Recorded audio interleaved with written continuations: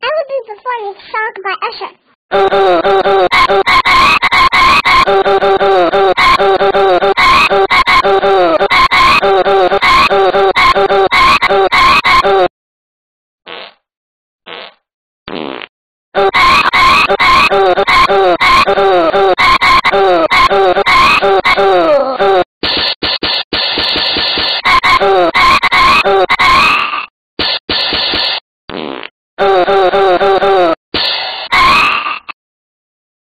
Oh.